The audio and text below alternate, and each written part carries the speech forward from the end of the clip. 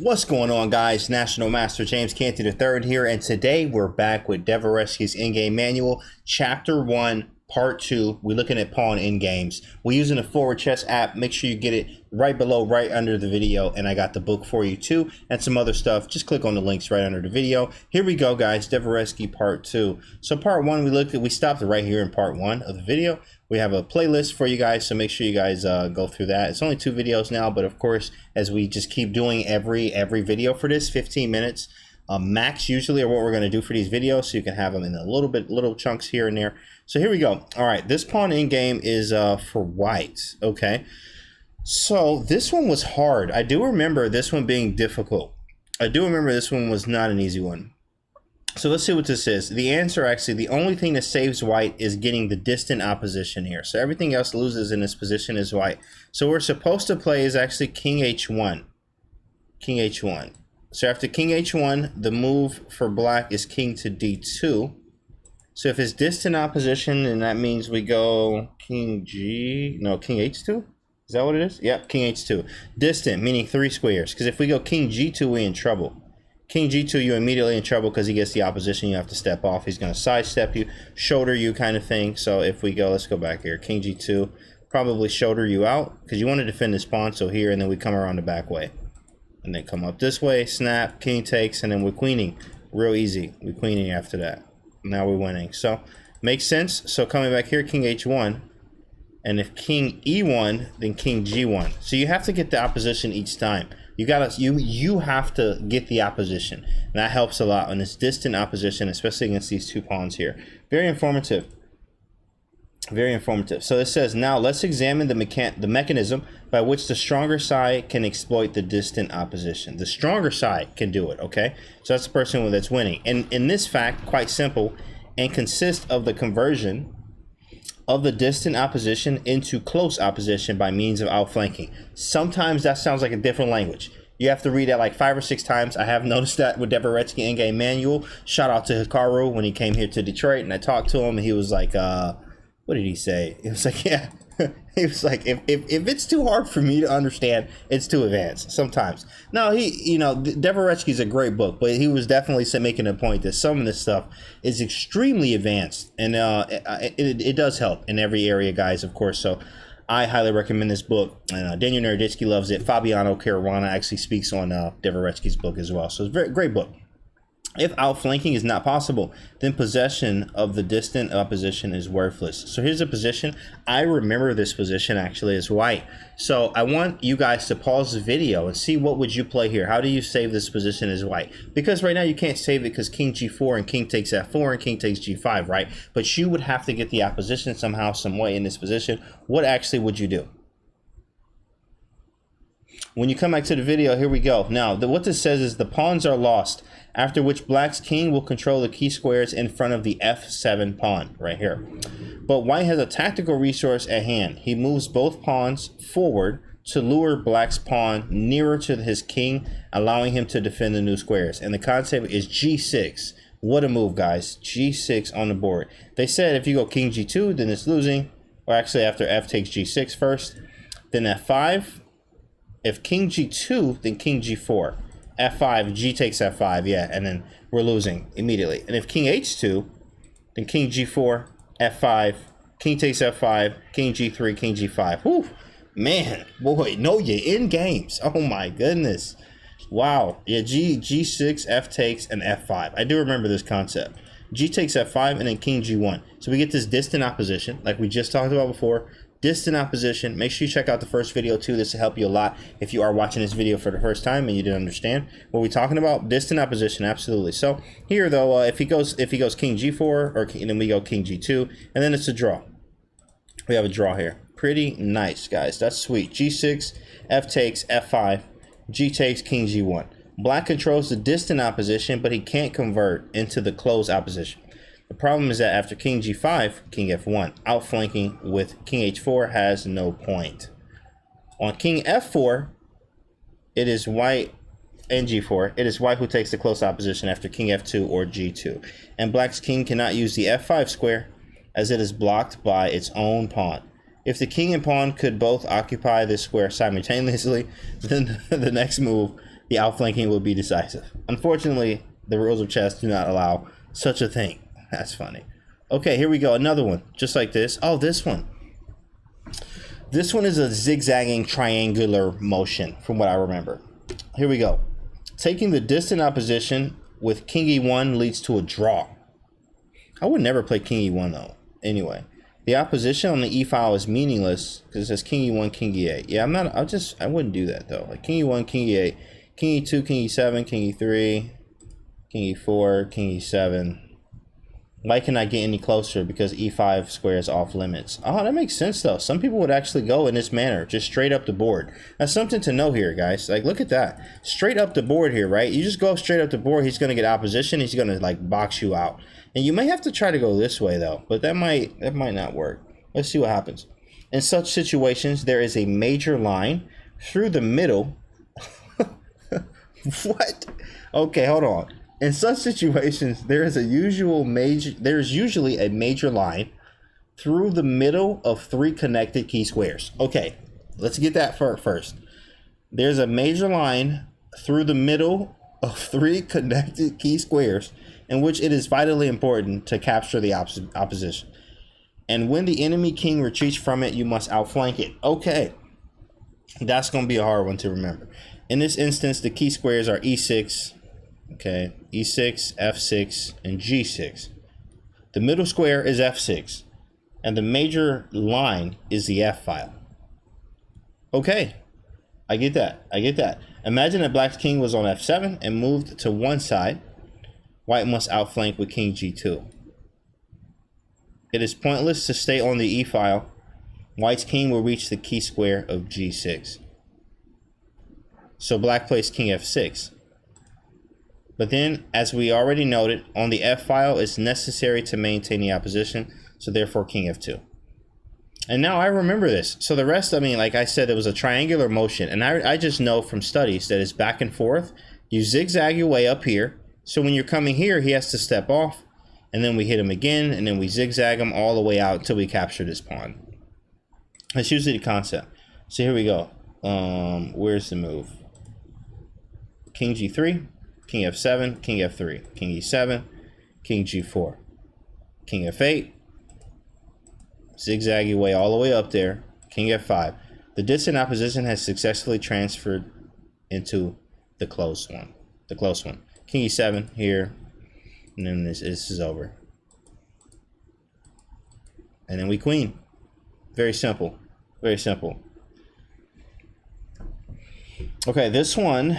Oh man, this one was hard, and I still get this one wrong. Guys. Pause the video, take your time on this one.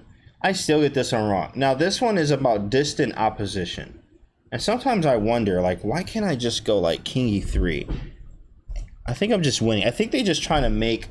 I think he's just trying to make a point, but let me make sure that the engine isn't it just like king e3. Am I not just winning?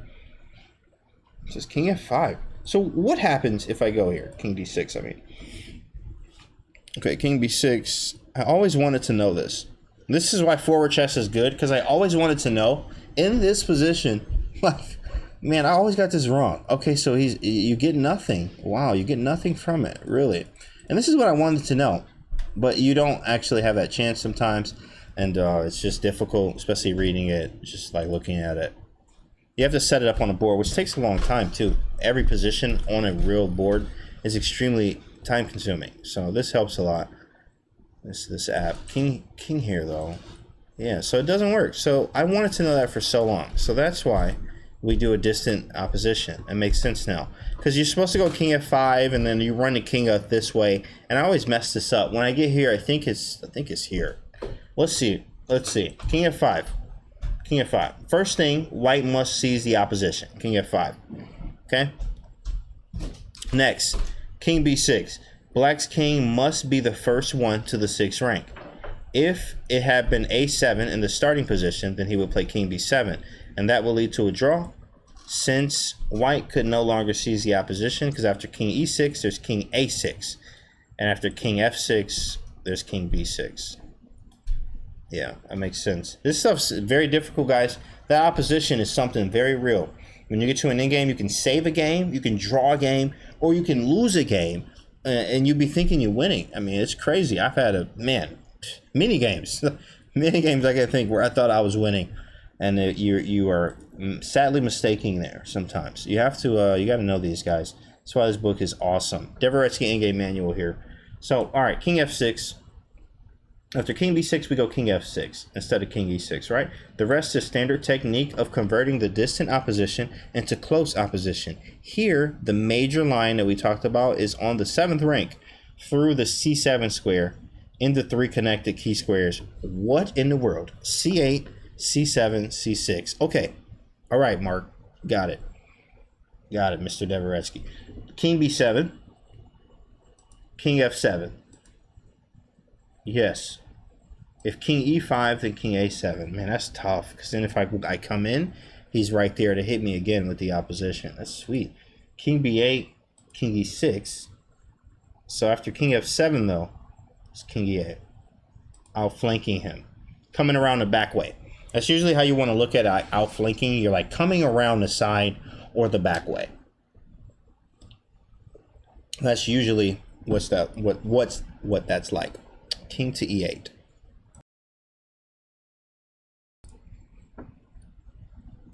Okay, King E7, King A7, King E7, King A8, and King D6. Now we take the C5 pawn. If King B7, King D7. Insane. King B6, King C8. The final decisive outflanking. Instead of easily, white could have played King takes C5.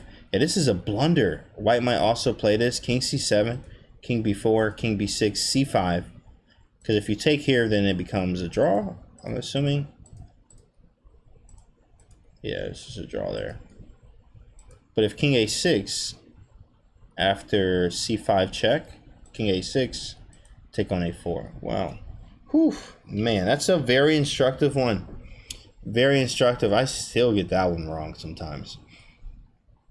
All right, that one is extremely tough. Oh, this is a real new one. Oh, I don't know this one. This one I've never seen before. Oh, let's check this one out. This one's absolutely new. So what it says, and this is, by the way, the 5th edition. I have the 4th edition, but the 5th edition I haven't went through yet, and we're going through it together here on Forward Chess, guys. So let's go. Okay, here we go. Black has a 1 position. It says A takes B3 is possible, right? Yes. This is black to move. Okay, A takes B3, yeah. Queen C3, this Rook takes B5. Well, we know black's like winning here, but let's see what happens. A takes B3. Tartakower, however, decided to transpose into a pawn ending, which he thought was 1. Oh, he took on B4. Oh, wow. Okay, so this is, I was trying to figure this out, guys. So Yates in 1927, Yates versus Tartakower. I'm sure you guys have heard of Tartakower. If you haven't, you can Google him, of course. But Tartakower, he played black here, and he thought that he decided, or it says that he decided to transpose into a pawn ending that he thought was winning. So he took on B4 in this position. But I mean, like you would just take on B3. Like I would take on B3 to eliminate more like of his pieces. Like the more stuff you get off, the easier it's going to be for you. I assume. I mean, especially against this is a win. So this A takes B3, it makes sense. But he actually took on B4. A takes B4. A takes B3. Oh, I have seen this. Oh, I just haven't seen the beginning of how it happened. This is extra cool here. King B2. I remember I learned this and I was so hyped after I learned this because I was like, man, this is like really cool. Really cool. I mean, yeah, in games, what you would think that you would just like, you know, capture a pawn or go backward or something. But it was very nice. A takes B4, A takes B3, King B2, King C4, King A3. And then after B2, this is my favorite move. This is my favorite move. King A2. I mean, you only have 2 moves, right? But most people would take on B2, but it's just King A2. King A2. Sometimes like you forget that you can actually go there. King A2, and it's a draw. That is sweet. That is sweet. King C3, King B1. King takes B4, King B, and it's a draw. Beautiful. That's great, man. That's how you save a game there. White was losing. That was like sweet from the beginning. Like that's cool. He thought that he was transposing into a winning ending, but in reality, he was actually losing. Or drawing, sorry, not losing. Just giving it back. King b2, king c4, I'm out the way. King a3, and then b2. He's like, yeah, it's over. Except I can go king a2. You know how many people would take on b4? I mean on b2 here? Man, that's tough. This one's interesting. I do remember this one. This one's cool. White's rook is tied to the defense of g3. So if you move the rook, you're going to lose the g3 pawn. Black would have won easily if he could transfer the rook to a3. Rook a3 right here. To prevent the white king from approaching the pawns, because after king f4, we have f5 check, and king f6 wins. Ooh, the rook's locked in there. Yeah, that sucks. But black played rook f5, which is not a good move at all. What do you think white played now, guys? After rook to f5, white to move.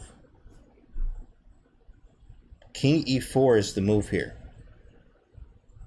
King e4. And then after rook takes g5, h takes g5. And you're like, what?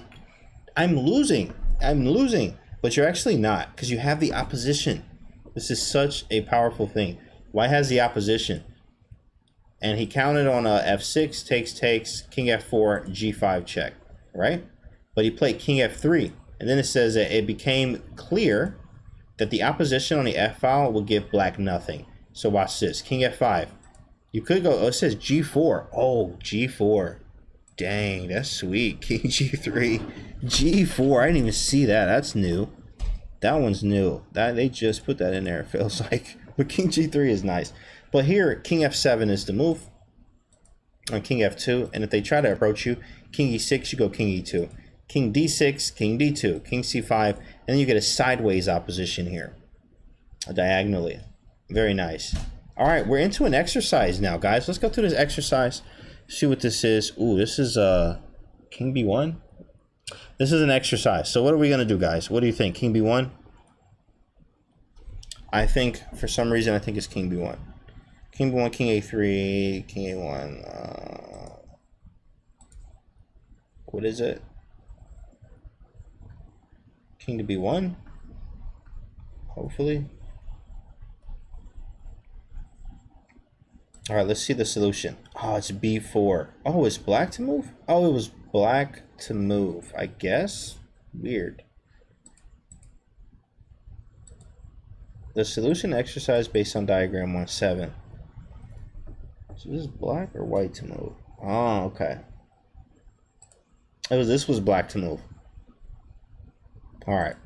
So then we'll go to the next one. It has a W here for white. It's white to move here. Oh, this one is, I know this exercise. This is about opposition. I'm going to give you guys a second here to figure this one out. But this one's about opposition. It's king e4. It's king e4. It's like a lengthy one, too. Here it is. Here it is. It's a lengthy one. Here it is. Boom. King e4. And then it says king g4. How should white continue? If he managed to pass to move to his opponent, he could force a favorable draw with, like, it says what, king g5, king e5, and back and forth. But how can this be done? King e5 is useless due to king g5. If king g3, we got king f5. So if you take the g2 pawn, we're taking f4, and then we're coming over here to b5 real fast. The game's over. King d4 and king h4, the only chance to threaten the b5 pawn, it says. But here we go. King e4, king g4, right? King d5. And then he goes king h5. Again, if king to g3, we can go king e5 and end up taking the pawn and coming back and taking b5. That's the idea. King f5, king d4 loses opposition. Okay. So from the beginning, king e4, king g4. King d5, king h5. King c6. Man, that's wild. And then what really blew my mind here, guys, was like, you don't take this pawn on b5. I remember this Endgame, and I was like, what? You don't take the pawn? You don't take the pawn? What do you mean? What do you mean, man? This is some very deep Endgame here. Okay, so look, king takes b5, king g4, king c5, king g3, and it's like equal. It's equal here. We both queen it. We're both queening. But it says after king c6, they're gonna bring the king back around, and then you go king c5. Because the idea again is if you go for my g pawn, I'm going to take your f pawn. That's the whole idea. King g4, king d6, king h5, king d5, king h4, king e6. I mean, look at the zigzag here. King g5, king e5, king g4. And then he outflanked him. And king f5. Oh my goodness. Man, that's some serious endgame. That was deep. That was real deep. All right, guys. That was that one. Let's see this one more time. I mean, just one more time. King g4, queen d5, king h5, king c6, king g5, king c5. Like, you didn't even take it. The whole thing was about outflanking him. That's some deep chess. That's some classical for you right there. You're going to have to do that in a long time control or maybe a short if you've mastered this. Wow. That's amazing. Absolutely amazing.